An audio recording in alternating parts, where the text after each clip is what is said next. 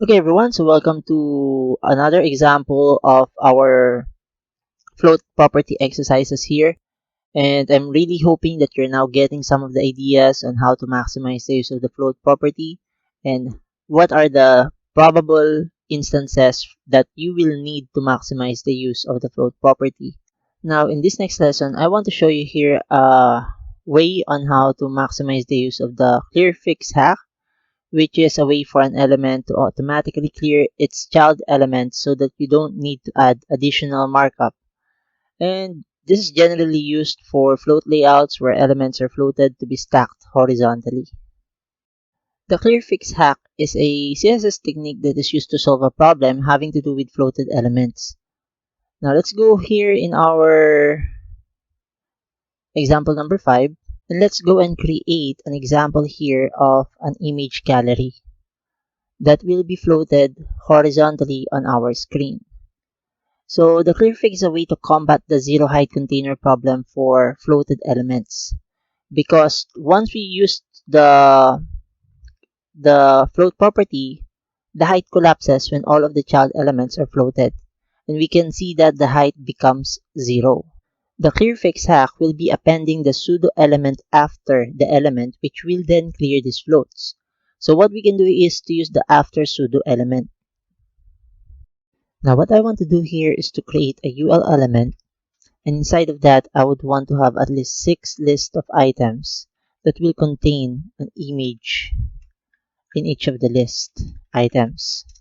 So let's go and create an image tag here for each of the list items. Now what I want to do here is to reference the images that I've placed inside of an image folder inside of our directory. So we have the RBS Lopez photography here, some of the photos that I've taken personally. So let's go and write here the images folder and then the name of the RBS Lopez photography --1. Let's see what's the name here. .jpeg. And then let's replace this with 2, 3, 4, 5, and 6. So photo 1, let's go and give this alternate text here. So these photos will be downloadable together with the course outline here, guys, so don't need to worry. But you can always use different photos that you might want to go and implement in in your personal projects, so at least you will be able to put some personal touch into it. Okay, let's save that. Now let's go check on our browser here. Let's refresh. Now we have here the alternate text being shown here. Let me just see here why it's not showing the image. So this is the purpose of the alternate text, everyone. If ever your image doesn't load on your browser, it will be the one that will be described to your user or to the end user, and they will see that these are the possible content of your document. It will be a description of the image that you place in your document. Now let's go and see why this is not working here. Let me just check. So it's images and it's not image. So let's go and see if this will work if we correct our reference for the folder. Let's go see our browser here. Okay, there you go. We now have the images, but they're a little too big. As you can see, they're pretty big because we have them with no declared width and height. So let's go back to our code here. Now let's see. Let's refresh. So we now have the H3 here. Let's go back to our code. Then let's go proceed to our style sheet here. By the way, guys, you will see that on the left side of our Visual Studio Code, you can easily browse through your code, the code that you've written, so that you can easily go and jump from one section to another, this will be helping you out. It has a small version of the code that you've written, and it will easily allow you to go and jump from one section of your document. So right now, let's go and type here example number 5.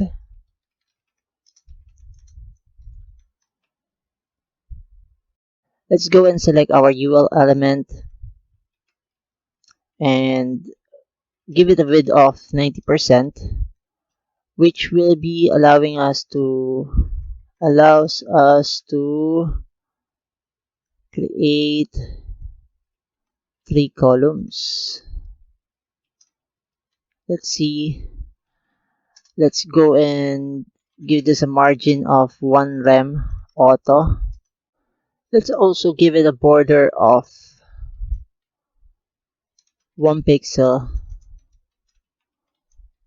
solid red and a background color of peach puff. Now let's go and give the image element with a width and height of 300 pixels. Let's see what will that look like on our screen here. So we now have our images. So let's go and remove the li list style. So list style, oops, that should be type none. Let's also give it a margin of 10 pixels and 2% here. Now let's look at our browser and let's see what will it look like. So we now don't have the dots anymore. Let's also go and place it inside of a white container that we have here. So let's go and do that. Let me just copy our container here, put that here, and then save, and let's refresh our browser here. Oops, we forgot 5 here. It should be container 5. Now we can see that we have image galleries in the middle of the browser. We also know that it doesn't look good this way, so let's go and put them in a horizontal manner by placing inside of the li element here the float property of left. Now let's see what will happen on our browser. Now we have our browser here showing our images in a horizontal manner. What's happening here is that the height collapses when all of the child elements are floated. And we can see here that the height becomes 0, and this is one of the effects that happens when we float our elements. One thing that you will notice here is that the UL background color is now gone, and that we only have here the border, the red border that we have applied inside of our code here. If you remember, we have a border 1 pixel solid. So let's make this 3 pixels here just to show you how that will be shown in the browser. So that's where the border is. What's happening here is that the height collapses when all of the child elements are floated. And we can see here that the height becomes 0, and this is one of the effects that happens when we float our elements. If we go to our developer tools and press on F12 and select the UL element that we have here, let's see what will be the value here. So let's go give it a height of 100 pixels. You would see that the background color is there, and you would see that our UL element is actually there, but because of the floating child elements, the height became 0. It collapsed, and we have our paragraph element here that doesn't contain any float property. If you remember, we have this value, the value of this will be a float property of none, so it's allowing float items on the left and the right side. And the elements that we have here are floated elements, all of them, because we declared inside of our li element the float left property. So if we give this a float none, okay, and we remove the, let's see here, remove the height here of 100 pixels. So you would see that we have the whole height of the parent element, which is the UL element. You would see that it's showing up and it's being rendered by the browser. But if we give the LI element a value of float property of left, again, the height collapsed and it became 0. Okay, so I'm hoping you're getting the idea here, everyone. So let me just go back to our code editor here.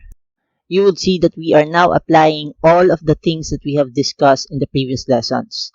The element that has a float property and an element that doesn't have a float property. And all of the elements that has a float property, now we combined it with an element that doesn't have any float property declared inside of it, which is the paragraph element.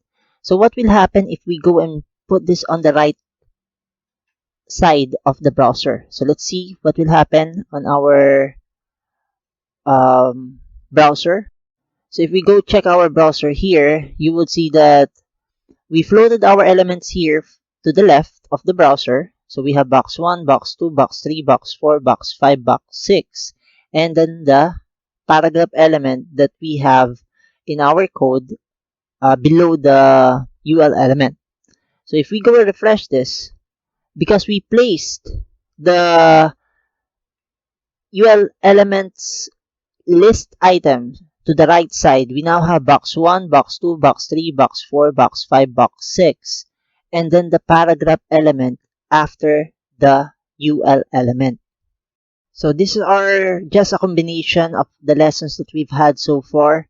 So if we go and select our paragraph element here, so let's give this a class of example 5 paragraph, or P-example 5, so that we can select it much easier and we will know that this is a paragraph example 5. And let's give it a background color of green so that it will be more visible when we show it on our browser here. You would see that this has a block display, a display of block that contains the whole width of the parent container, less the padding that we have declared in the container here, the container 5. Okay, so I'm hoping that you're getting the idea here. So let's go put it back to the left side here.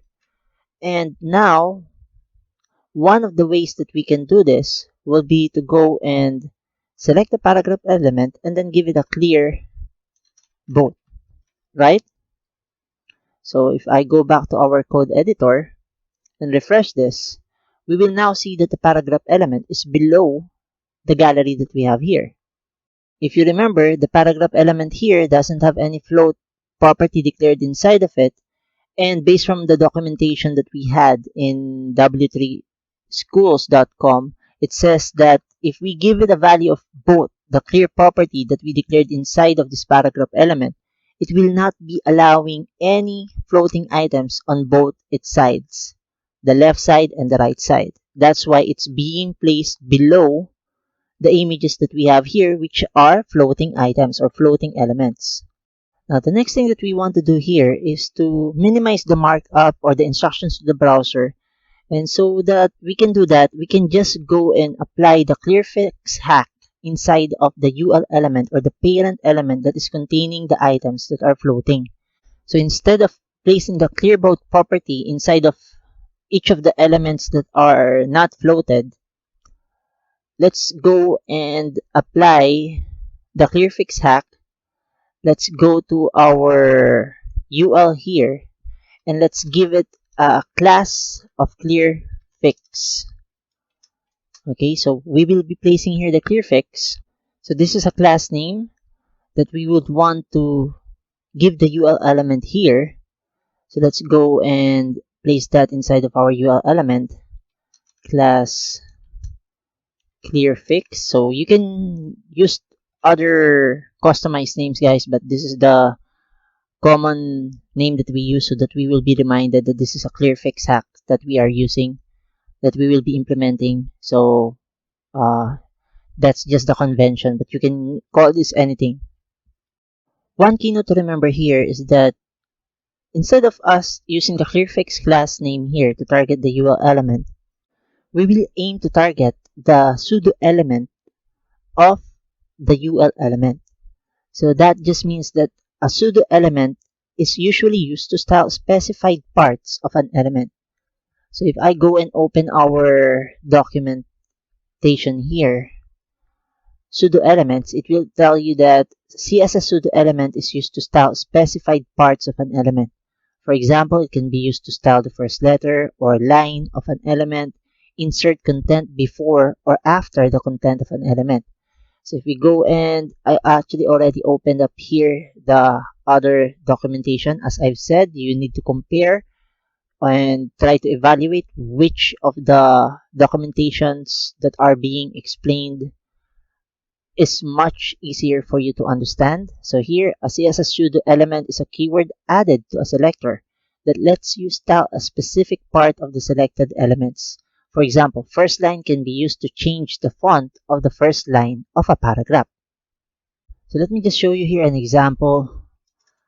So let's say I select the LI and we would want to select the last child. So let me open here. In this case, this is a pseudo class.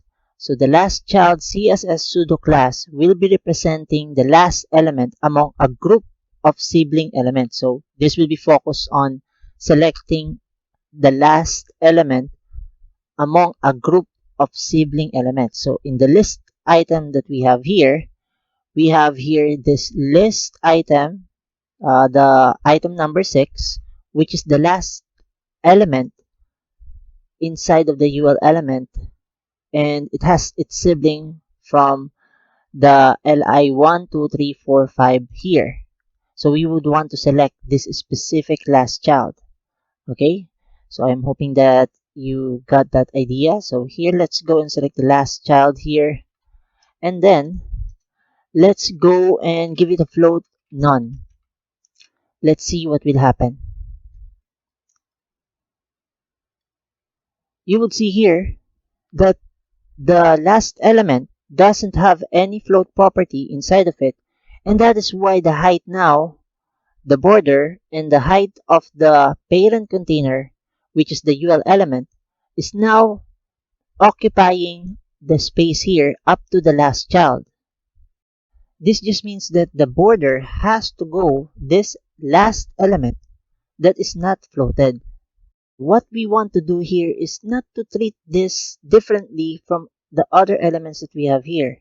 We want to apply what we have done here so that the border will be occupying the back of the floating items here, the complete height of the floating items here, without us treating this last element differently from the other elements that are floated. So instead of us removing the float property for the last child, what we can do here is to go to our, so let me just comment this out, and then go to our Clearfix class here. I want to go and use the after pseudo element here, and the after pseudo element, what that will be doing here will be, the pseudo element can be used to insert some content after the content of an element. If we go and check out the try it yourself here in the w3schools.com, you would see that the content here is the URL for the smiley image here.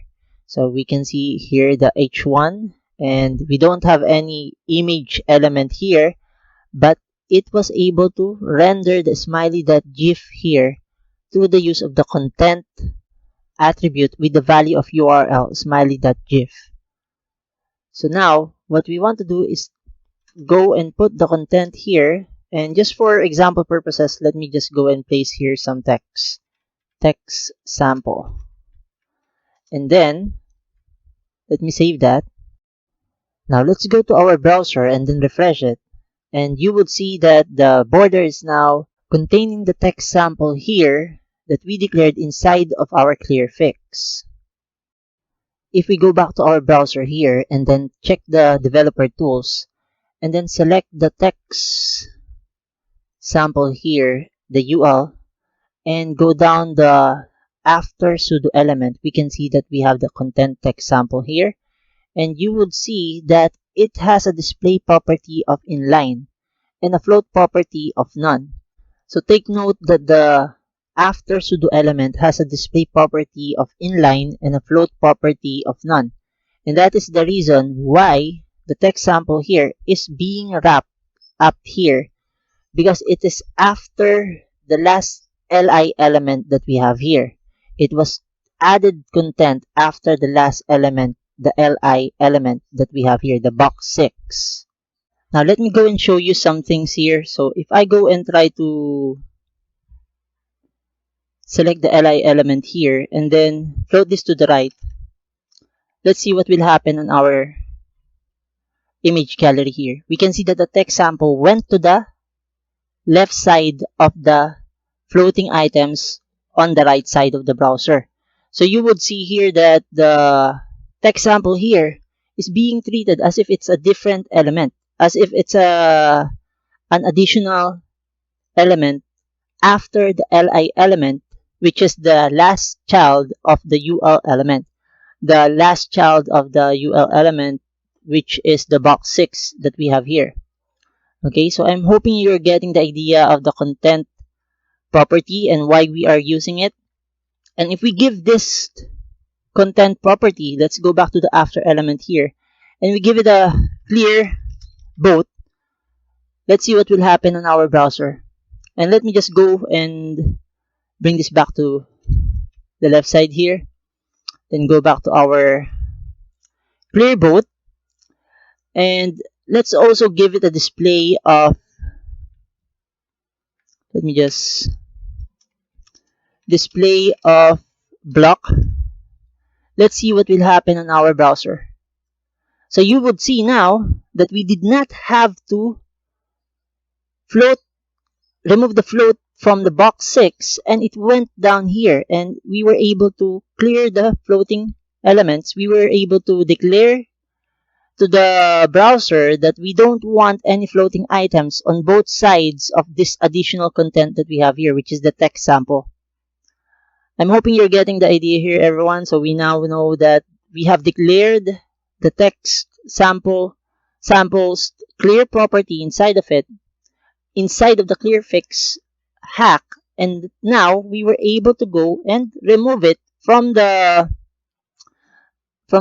position from where it's wrapping on the sides of our floating items here.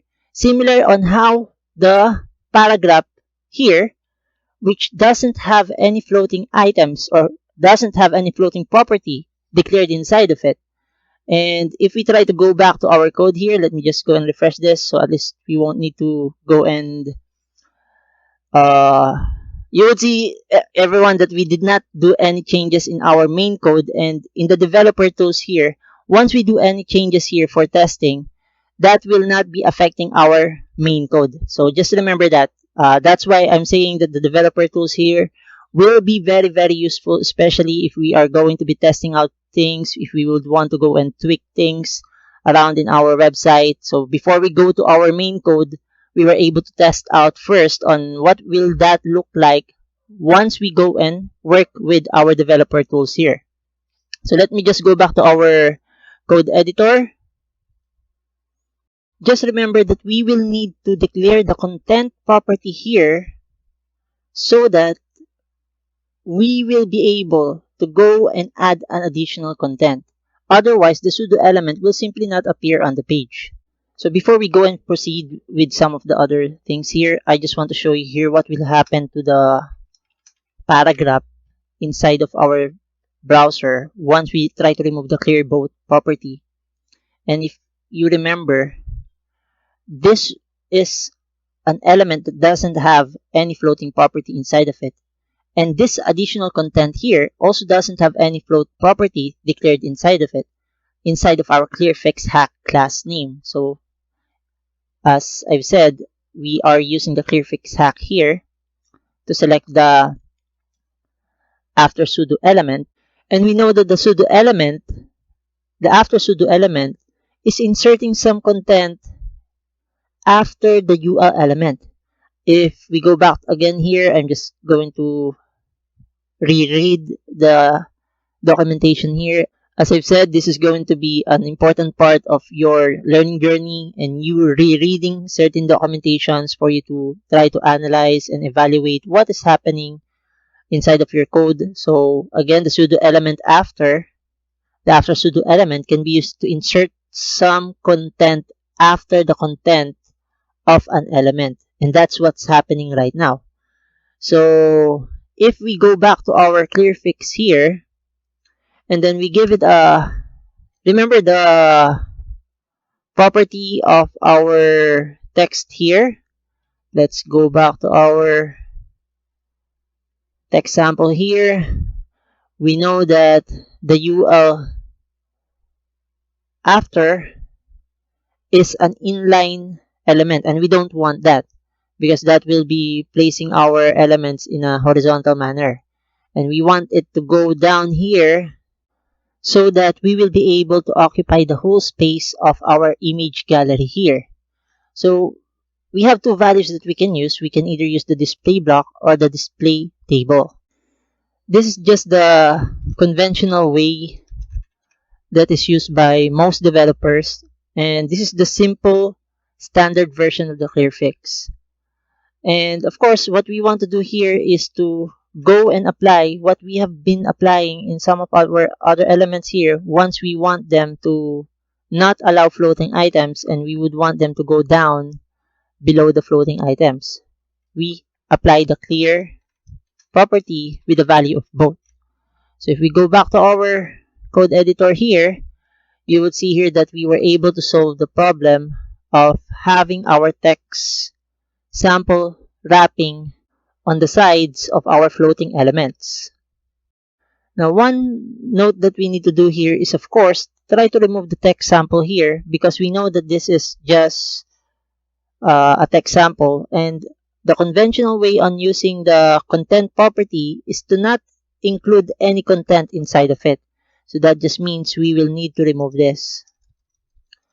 And let's save that, and you would see here that we were able to solve the height problem that we were encountering when we floated all of the child elements inside of a parent element, which is the UL element. So there you go, guys. I know that this is quite a long lecture, but I'm hoping that in case that you will need to maximize the use of the float property in layouting your design, you now understand very well on how the different ways that we have shown here in our examples and exercises can be applied when it comes to using the float property, the clear property, and at the same time, the last thing that we did here will be the Clearfix hack. That is the most conventional way on solving the problem with regards to parent elements losing their height once we float all of their child elements. Of course, we would want to go and apply the things that we've learned here in our main project. So let's go and open our index.html here. And let's see what we can do about the aside element that we have here. And what can we do here so that we won't be having them on the top of the title story here, but instead we would want them to be here on the sides of the divs that we have here, the three divs that we have here that contains the stories that we will be making for the site. Let's go back to our code editor here, and then inside of our index.html, let's look for the children's story section. And then inside of the aside element, let's just give it a value of background color RGBA 1684 211 0.63. Let's save that just so that we will be able to see the difference between the title story here, or the stories that we have here, and the aside elements. Now let's go and give it a width of 30%. Let's see what will happen on our document. So now we have a box here. And now what we want to do is to put it here on the right side of our main stories. So let's go to our code editor. Let's give it a float right and see what will happen. So there you go. We now have our aside element on the side from where the content can be associated with the main content that we have here for each of our stories. Now let's go back to our code editor and then let's just apply some tweaks here inside of our aside element. I would want to give it a padding left of 15 pixels. Let's see how that will look like on our project here. So we were able to apply some padding here. Now let's give it a border radius of 15 pixels on each of the sides of our box here. So border radius of 15 pixels. Let's see how that will look like. So at least we have some border radius on the sides. Now let's give it a margin top. Let's say 50 pixels. Let's see what will happen on our boxes here. So at least we were able to go and move them down a little bit. Now let's go and try to give it a font style property of, we have here some of the examples here, italic. Let's save that. Let's see our browser. Now we have our text inside of our aside element having the font style italic. So that will be all for now, everyone. Congratulations, you were able to finish the float property exercise. I know that this has been quite a long lecture. I just really wanted to go and explain the details on how the float property works. So thank you and see you on the next lesson.